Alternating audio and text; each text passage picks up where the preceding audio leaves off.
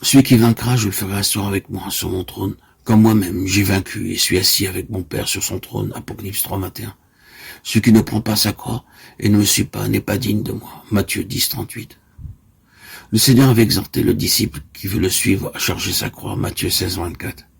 Mais ce n'est qu'après avoir passé lui-même par la mort à la résurrection, après son retour auprès du Père, qu'il expliqua la croix et ses droits sur ceux qui veulent le suivre.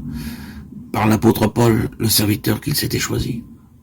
Il est remarqué que l'apôtre n'exhorte pas ceux à qui il écrit à prendre leur croix, mais celle de Christ, croix déjà victorieuse. Pourquoi il invite le disciple à partager le triomphe de son Seigneur?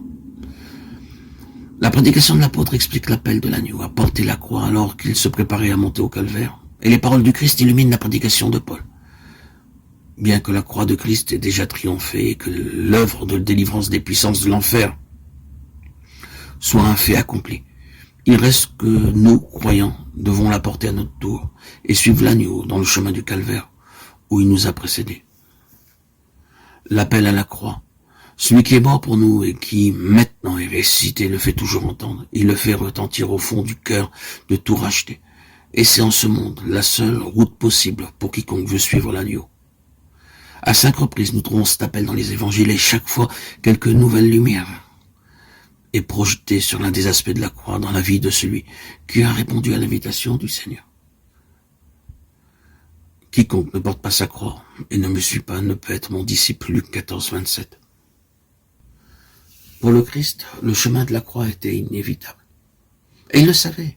Il dit à Nicodème, comme Moïse éleva le serpent dans le désert, ainsi il faut que le Fils de l'homme soit élevé. Jean 3, 14. À ses disciples, il annonce qu'il doit monter à Jérusalem et être mis à mort. Le doigt est impératif. Il faut qu'il en soit ainsi, dit-il.